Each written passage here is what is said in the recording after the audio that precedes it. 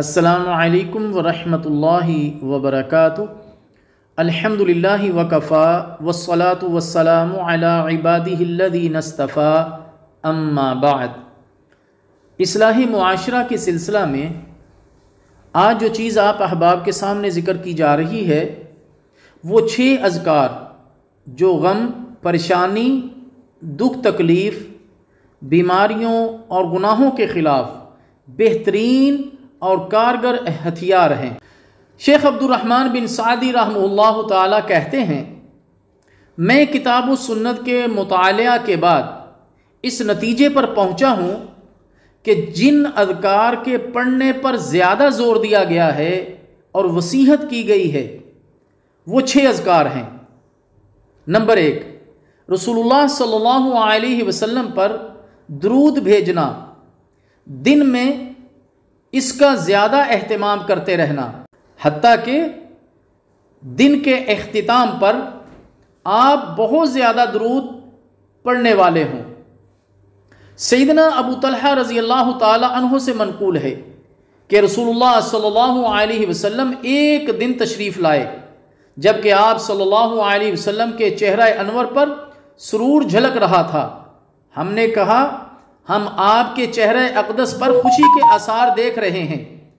تو پیارے نبی صلی اللہ علیہ وسلم نے فرمایا، میرے پاس ایک فرشتہ آیا اور اس نے کہا کہ اے محمد، تحقیق آپ کا رب تعالیٰ فرماتا ہے، کیا آپ کو یہ بات پسند نہیں کہ جو شخص بھی آپ پر درود پڑھے گا میں اس پر 10 دفعہ رحمت کروں گا، اور جو بھی آپ پر سلام کہے گا میں اس پر 10 بار سلام نازل کروں گا۔ سنن نسائی۔ نمبر 2، کثرت سے استغفار کرنا، اپنے فارغ اوقات میں اللہ تعالیٰ کی توفیق سے استغفار کا ورد کرتے رہنا۔ سیدنا ابو موسیٰ رضی اللہ تعالی عنہ سے مروی ہے، کہتے ہیں کہ رسول اللہ صلی اللہ علیہ وسلم تشریف لائے، ہم بیٹھے ہوئے تھے، آپ نے فرمایا، میں نے جب بھی صبح کی اللہ تعالیٰ سے اس صبح 100 مرتبہ میں نے بخشش طلب کی، یعنی کثرت کے ساتھ استغفار، استغفر اللہ ربی من کل ذنب واتوب الیہ، یا استغفر اللہ واتوب الیہ۔ نمبر 3، یا ذا الجلال والاکرام پڑھنا، کثرت سے یہ پڑھنا چاہیے۔ یہ ذکر بھولی بصری سنت بنتا جا رہا ہے، حالانکہ آپ صلی اللہ علیہ وسلم نے اس کی وصیت کی اور اس کے متعلق نصیحت فرمائی۔ پیارے نبی صلی اللہ علیہ وسلم نے فرمایا، عزو بیا ذا الجلال والاکرام۔ سیدنا انس رضی اللہ تعالی عنہ سے روایت ہے کہ نبی مکرم صلی اللہ علیہ وسلم نے فرمایا، یا ذا الجلال والاکرام کو لازم پکڑو، یعنی اپنی دعاؤں میں برابر پڑھتے رہا کرو۔ عزو مطلب یہ ہے کثرت سے پڑھو، یعنی اسے لازم پکڑو۔ رسول اللہ صلی اللہ علیہ وسلم نے جو اس ذکر کے پڑھنے کا کہا ہے اس میں ایک عظیم راز پوشیدہ ہے۔ یا ذا الجلال کے معنی ہے بہت زیادہ بڑے جلال، کامل بزرگی والی ہستی، اور والاکرام کے معنی ہے اور اپنے اولیاء کے لیے اکرام و تکریم کی مالک ہستی۔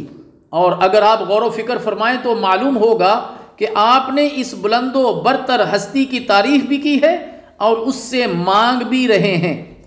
ذرا سوچئے، اگر دن میں آپ یہ سینکڑوں دفعہ پڑھتے ہیں کہ یا ذا الجلال والاکرام، ضرور اللہ تعالیٰ اس سے راضی ہوگا، اور سینکڑوں دفعہ اگر آپ پڑھتے ہیں والاکرام، وہ آپ کی حاجات جانتا ہے، وہ ضرور عطا فرمائے گا۔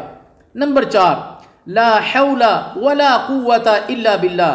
اس کلمے کی نبی مکرم صلی اللہ علیہ وسلم نے اپنے بہت سے صحابہ کو تاکید فرمائی ہے اور اسے جنت کا خزانہ قرار دیا ہے۔ اگر آپ اس ذکر پر مداومت فرمائیں، یعنی ہمیشہ اس کو پڑھیں کہ لا حول ولا قوت الا باللہ، آپ اللہ تعالیٰ کا لطف و کرم اور اس کی عنایات و فضل محسوس کریں گے۔ قیس بن سعد بن عبادہ رضی اللہ تعالی عنہ سے روایت ہے، ان کے والد سعد بن عبادہ رضی اللہ تعالی عنہ نے انہیں نبی مکرم صلی اللہ علیہ وسلم کی خدمت کرنے کے لیے آپ کے حوالے کر دیا۔ وہ کہتے ہیں، میں نماز پڑھ کر بیٹھا ہی تھا کہ نبی مکرم صلی اللہ علیہ وسلم میرے پاس سے گزرے، آپ نے اپنے پیر سے مجھے اپنی طرف متوجہ کرنے کے لیے ایک ٹھوکر لگائی، پھر فرمایا، کیا میں تمہیں جنت کے دروازوں میں سے ایک دروازہ نہ بتاؤں؟ میں نے کہا کیوں نہیں یا رسول اللہ، ضرور بتلائیے۔ آپ نے فرمایا کہ وہ ہے لا حول ولا قوت الا باللہ۔ نمبر 5، لا الہ الا انت سبحانک انی کنت من الظالمین۔ یہ اللہ کے نبی سیدنا یونس علیہ السلام کی دعا ہے، لا الہ الا انت سبحانک انی کنت من الظالمین۔ یہ ذکر غم و فکر کو بھگانے اور خوشیاں اور مسرت سمیٹنے کا سبب ہے۔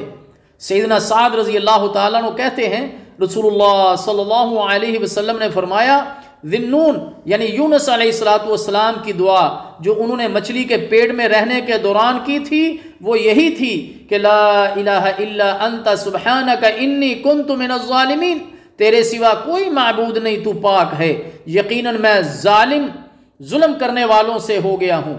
یہ ایسی دعا ہے کہ جب بھی کوئی مسلمان شخص اسے پڑھ کر دعا کرے گا تو اللہ تعالیٰ اس کی دعا کو قبول فرمائے گا۔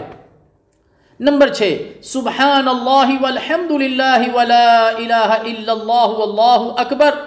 حضرت نعمان بن بشیر رضی اللہ تعالی عنہ سے روایت ہے کہ رسول اللہ صلی اللہ علیہ وسلم نے فرمایا، تم لوگ اللہ کی عظمت کا جو ذکر کرتے ہو، یعنی تسبیح سبحان اللہ اور تحلیل لا الہ الا اللہ اور تحمید الحمدللہ، یہ جو الفاظ کہتے ہو نا، وہ عرش کے ارد گرد چکر لگاتے ہیں۔